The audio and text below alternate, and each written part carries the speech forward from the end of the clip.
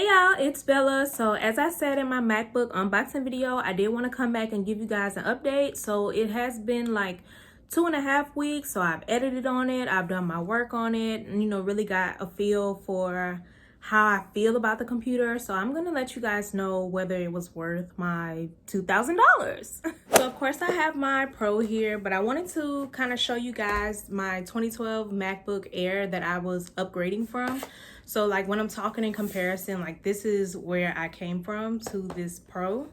And then I wanted to show you guys a nice little size comparison. So my Pro is just a little bit smaller.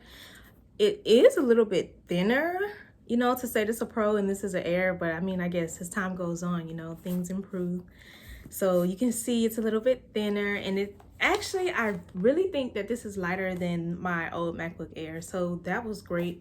Definitely feel that on my shoulders when they're both in my backpack because I've been using them both. Overall, I would give this computer like a 7.5 out of 10, I feel like. So first, the entire reason I wanted a new computer was because my MacBook Air was just going really slow. Storage was getting full and it just felt really old, and like we're doing Zoom meetings now and my picture on my Zoom meetings was like super blurry and I just did not like it. Somebody, especially now getting into YouTube and things, like the way my webcam picture was looking, I was like, this can't happen for much longer. So I went ahead and upgraded. I told you guys all the specs in the unboxing video, like I said, but for what I needed it for, because I wanted to edit and like be more proficient. I take a lot of pictures for my lab work. Like I just wanted to be more efficient, and it definitely does that. So that's why I am giving it like a 7 out of 5. I feel like that's kind of high, but at the same time, for what I paid for it, just to get the touch bar and to upgrade, I mean, upgrading the processor is definitely worth it, but the total price, I think the total price was like $19.50, something like that.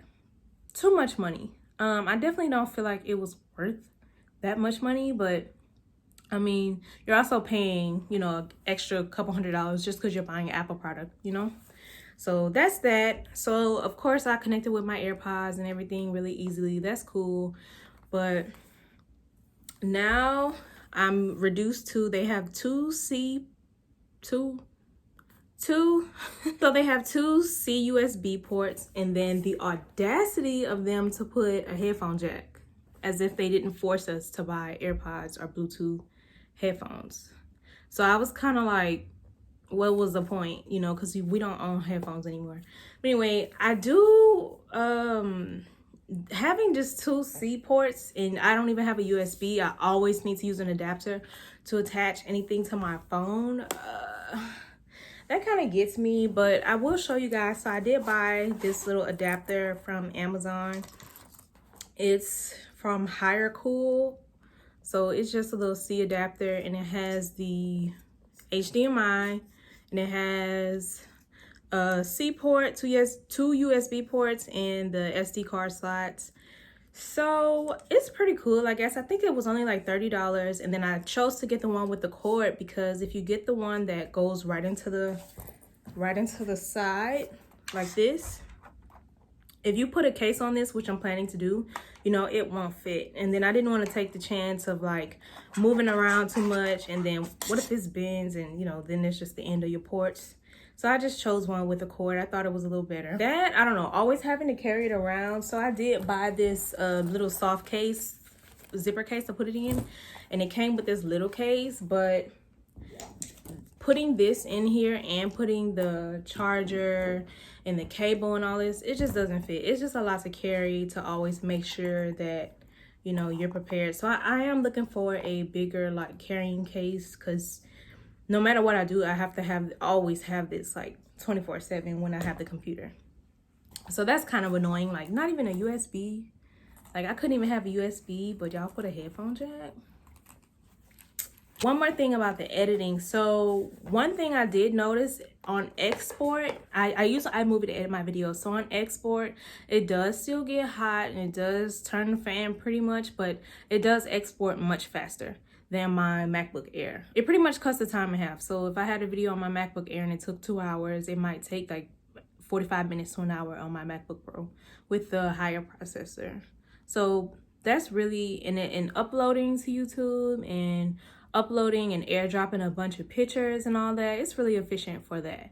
So I will give it that. So honestly, the biggest thing that frustrates me about this computer is my external Seagate hard drive. So I had it synced with my MacBook Air. I had the Paragon or the NTFS, whatever it's called, the software for the external hard drive. I had it on my Air. It was all synced up, very nice. But when I went to use the hard drive with my Pro now, it won't sync up. Even with the same software, it just will not work without me having to put all my files somewhere else, erase the disk, start over, and then putting the files back. Like, I don't want to do that. I just don't want to do that because I still want my hard drive to work with both computers because I am still using them both. So if anybody out there knows how to fix this problem, or, you know, whether, just tell me if I really have to move the stuff and put it back. Like, somebody please help, because that is literally the only thing that's really holding me up with this computer. The battery does pretty much last all day, and sometimes like a day and a half. I find myself not really grabbing for the charger like I was grabbing with my MacBook Air, even though I replaced the battery in my MacBook Air a few months ago, so pretty much a brand new battery. But still, the battery life on this MacBook Pro is very well, and that's with running the touch bar, having the keyboard backlit, about medium high brightness on the screen. The battery still lasts very, very well. Like, I never find myself working and then I'm like, oh man, my computer's about to die. Like, it always lasts me for what I needed to do. And somebody asked me how long it took to come. It only took 2 weeks. So I did have to order from a website since I wanted to upgrade, but that was fine. So I just waited for it to ship. It shipped like priority UPS, I think.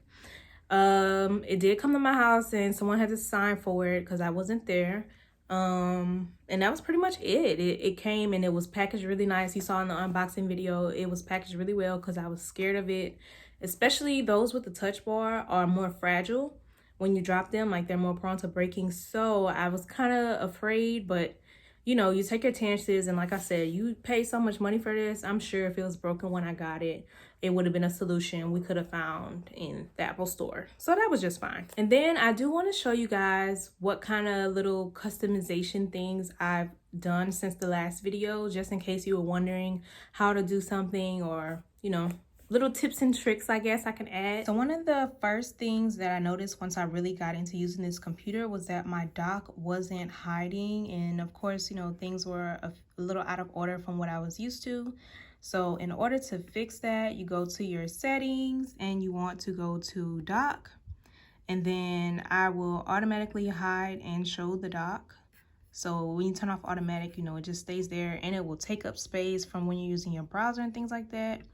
So I just want to click automatically, and then I took it down from the normal size it was about here, and I just put it a little smaller just so it could take up even less space when I'm on my browser or I'm using any type of program. So coming back into the settings, I wanted my Bluetooth icon to show in the top bar. So here, if you click or unclick show Bluetooth in menu bar, that'll give you that little Bluetooth icon at the top here so that you can easily turn it on, turn it off, instead of having to always go back into the settings and try to turn it on or off. And one last thing, I'm not even gonna front with y'all, I love the stock photos that Apple has. So I'm gonna go into desktop and screensaver. This is a stock photo that it came with on the background, but after going through them, I like this one. It's pretty nice. So I'm gonna stick with that. So that's what it looks like. Pretty nice, right?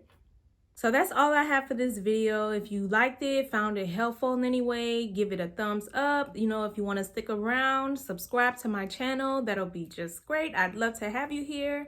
But until next time, I'll see you guys. Bye.